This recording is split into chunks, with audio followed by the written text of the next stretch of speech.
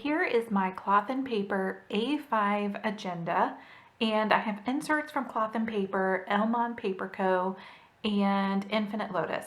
I believe that's everybody. What I thought I would do is just walk you through what's in here currently and how I plan to start the new year, and really just be tracking so that we're reaching our financial goals. A lot of the items in here are items that I got in my Cloth and Paper subscription box. One of the things I have decided to do for 2021 is cancel that subscription box for the time being. I had just prepaid for a 3-month subscription in the fall because I was really enjoying the box, and that was a little bit better of a price per month when the company started doing some things that weren't specific to your agenda size. So normally you choose what type of agenda you have, and like if you have discs, you would be getting items in your subscription box that are discs. And they did a couple of months where they basically had completely separate planners, regardless of what your preference was. And I had decided that I do not want another subscription box where I'm not getting things specific to what I use. So all that being said, there are definitely items in here that have come from subscription boxes. So if you don't see something on their website that you see here, just let me know. I can let you know if it was a subscription box item. You might have to go hunting online to see if somebody's getting rid of it. But a lot of times their subscription box items are items that will come back. So you might be able to find a version of this.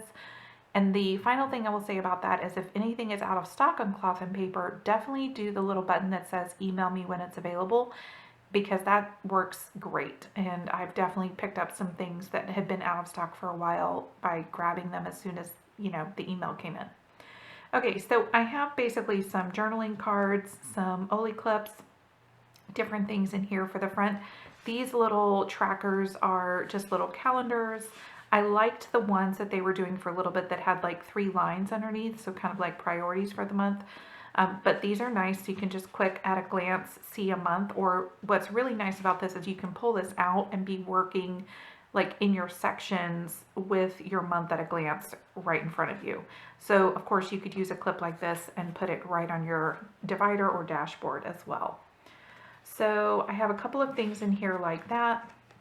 This one was an Inbox Zero card. I thought that was just a really helpful card to be able to pull out. And then I just have some, motivational cards.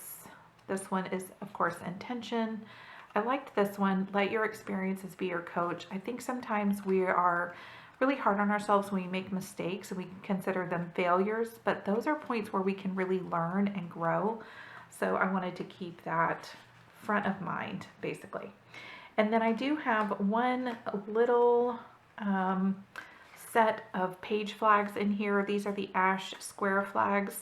These are, I believe these are solid and not transparent. So if you're looking at something like this on the Cloth and Paper website, just make sure you're paying attention if it says transparent or not, because those would be, of course, transparent. So these are solid, but I just have a few in there. And then of course I have some dots.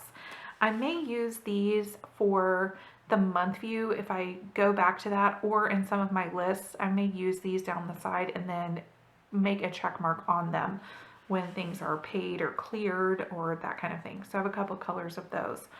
I also normally keep some deposit slips in this section here, and I leave them kind of sticking out normally so that, I don't forget, but I didn't want to have any account information in this video. The first thing that is in my agenda is this inbox dashboard. This is a very thick acrylic or hard plastic, so it's super strong and durable. I like that facing this side. And I did put a few of these circle sticky notes right here just to have something handy. And you can see I've made a note for one of the things I want to work on. And then I have the morning mindset kind of bookmark divider. This would be probably more appropriate, I guess, if this was like a main planner, but I still like to kind of run through this mentally as far as how my mindset is before I dig into our finances. So I just keep that there. Digital declutter. This was another dashboard that I'm pretty sure came in the subscription box, but I thought it was, again, just a nice checklist, and I liked how these layered together. Now we get into the CEO tab dividers. This one is schedule, there's lists, projects, and this one says finances, and then there is another one for goals and ideas, and then the last one is miscellaneous. In the schedule tab, I have put in this overview that came in a subscription box, and this has a place for monthly goal setting, quarterly sections, and notes. And I just thought this was a great place to start because I am not purchasing the monthly insert with the weekly view behind it like I was getting for several months in the subscription box. This was a great supplement. This gives me a place to have a quarterly column and then a place for each month with just a snapshot view of how the month lays out. And I think for me that's going to work. I am not one to track our bills on the monthly calendar consistently, so I really did not feel like I needed to spend the money and have those inserts take up space in here. So you can see I've started making notes on what things I think we will use. So on this insert, there are 3 numbered lines and then just basically a big blank column. I do kind of wish this was dot grid, but I will definitely make it work. Over here, I started this list of things that I want to make sure we're doing for the quarter. So I want to schedule emergency savings transfers. I have a savings tracker in here I'll show you in just a minute, and basically I want to start planning ahead for the quarter what those transfers are going to be on each pay period. Then there's a place for notes for this would be for the whole quarter. Then each month we can put our top priorities. This might be categories that you want to do a no spend. You could use this however you want, but what I think we're going to do is track our total savings, our total debt, and then our credit score. And that will give me a place to have that snapshot throughout the year as this goes every single quarter. And like I said, you can see that I've just been using sticky notes to start my planning.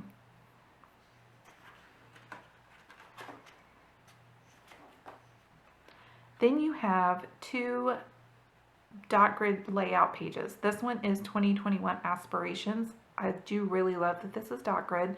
You could make a vision board here, you could make a list, you could do both. So we'll see how that one works out for us. And then 2021 accomplishments and just notes is listed on this side. And that's the end of that little insert. This is a whole collection that you get all together. Then in the list section, I actually decided to put a couple of the reading log pages in here. If you have watched my 2021 goals video, you know that I have a reading goal for 2021, but what I thought I would do separate of my reading tracker, which is going to be from Plum Paper, I thought I would make a place for financial related books and notes regarding those books in our financial planner. So I have just a couple sheets of that and then another, just a blank notes page in the back. Now we get into the projects tab. This is not something that's necessarily directly financial tracking, but I think that by decluttering and really being intentional about what's coming in the home and maybe what needs to go out of the home, that impacts your finances. So what I have put in here is this dashboard from, again, Cloth and Paper.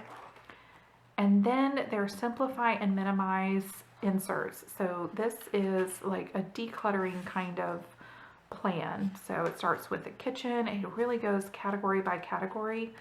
I do have a comprehensive list of like basically a whole KonMari decluttering plan or list in my Moxie Life planner in the notes section. So make sure that you watch the video on that. If I believe that video will already be live, and I will link it in the card above if that's the case.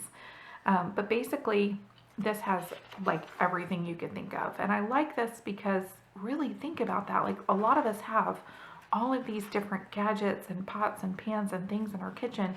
That's just our kitchen. So I plan to go through this and really evaluate if I want those things anymore.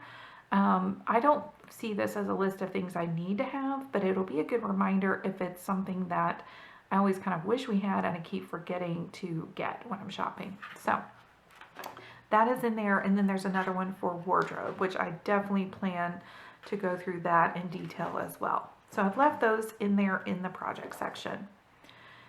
There's a little bit more for tracking donations and of course notes, and then a place for like a seasonal wardrobe. So again, all of that is that simplify and minimize insert, decluttering kind of insert.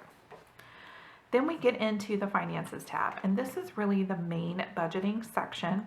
I have this changes dashboard. I liked this one for kicking off the year because I really do want to be intentional and focused on the money goals. So this is an insert from the Cloth and Paper Financial Bundle, and this was one of the first things that I got actually from someone on Instagram who wasn't using the whole set, and she sent it to me. This was inside of it, and clearly I didn't use it in 2020, partially because I got this in the middle of the year, again as part of that bundle from her.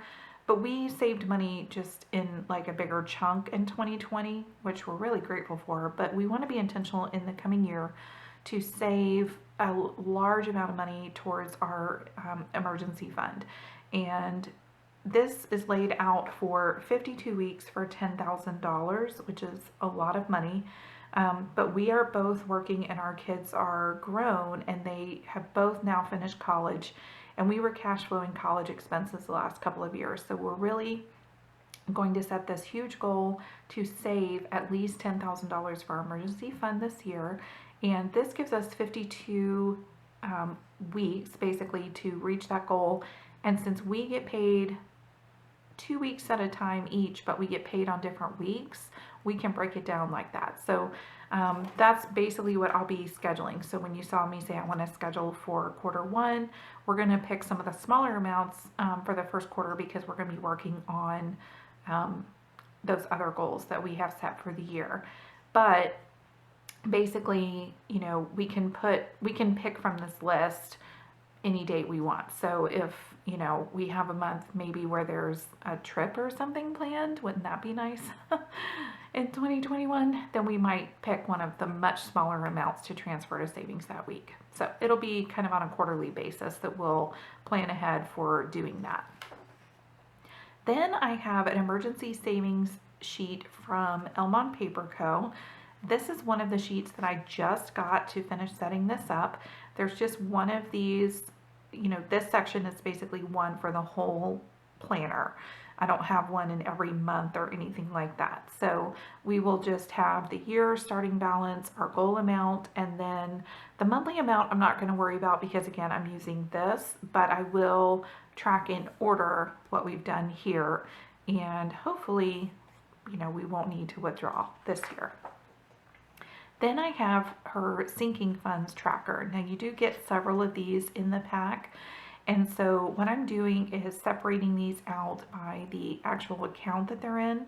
So we have an actual sinking funds account for things like our HOA and car repairs and maintenance. And then I have another account that has a place for us to set aside money for Christmas. And what we did in 2020 was just $50 every 2 weeks. And that gave us a huge amount, I feel like, a huge amount to shop for at Christmas time with no like worries. It wasn't in our main account. It was very easy to see how much we had, how much we had spent, exactly what we had used for Christmas. And that was everything from Christmas cards to gifts to, you know, if we needed a battery or a light tester for the Christmas lights. So we purchased all that kind of stuff from that account this year, and I loved it. Now, we are not going to fund this account in 2021 until we pay off a couple of things at the beginning of the year. So our savings goal will be lower, and our sinking funds for things like this will wait until probably about the middle of the year. Then we have one more account that we were putting a percentage of my husband's salary in 2020 because he had changed jobs and he did not have match from his employer that first year. We were putting the money aside that we were used to having come out of our income towards investment. And so now that he has match from his company, that will be coming out of his paychecks before we see it, and I'm not sure, but we may use that account for travel, but again, that won't get heavily funded until after probably about the middle of 2021. I have one more sheet in here and I've just left that in. Now, still in my finances tab, I have this tab for the budget.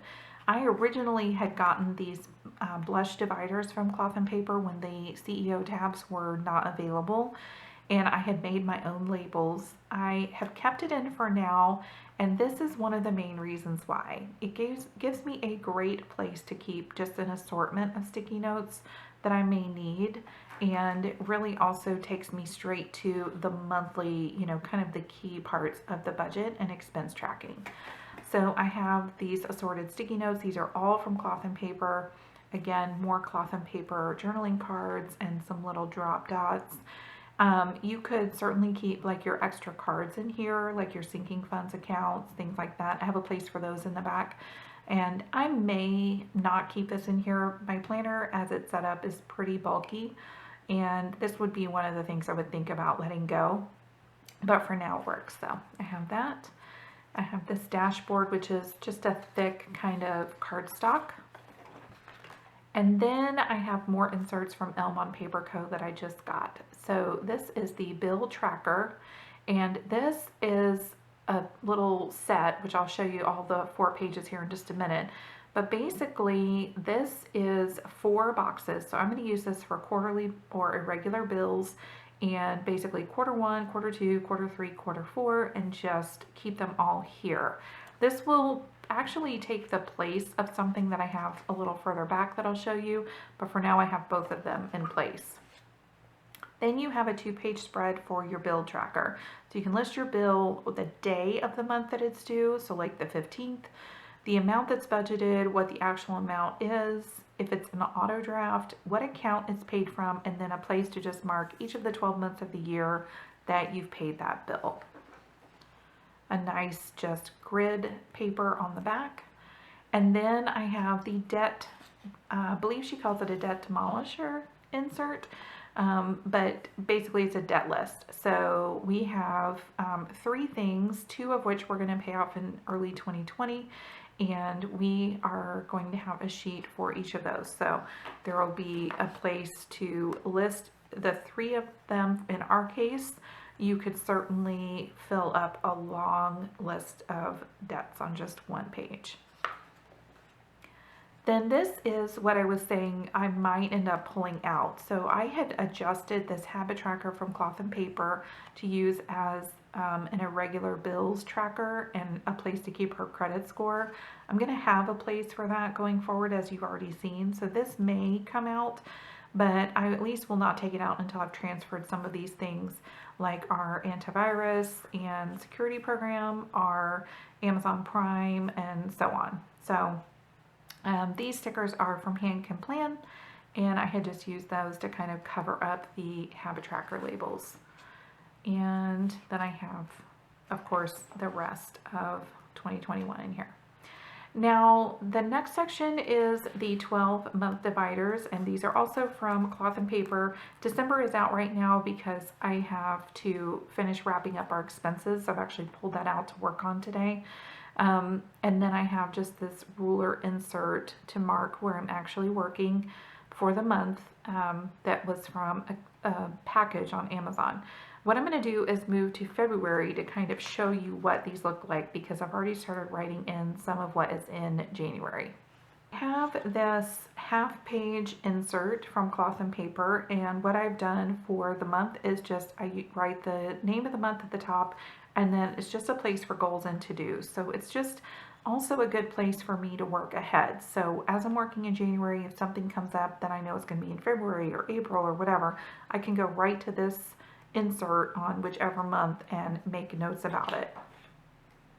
Then I have more inserts. These are from Infinite Lotus, and this is the financial overview page. So you can circle the month you're on, write your year, any other information, but you can list your income, and you can have forecasted and actual tracked. Then you have a place for expenses, and what I'm going to do for this would be expenses for the month. So the bill tracker will be the first place I would go to list out our expenses, because the bill tracker is something that's, all of the bills in one place. Then I would double check that quarterly list. Are there things like Amazon Prime? And then I would make note of irregular expenses. So again, just anything else that may be coming up. On the next side of that page is your savings and then a place to basically summarize everything and then more notes space.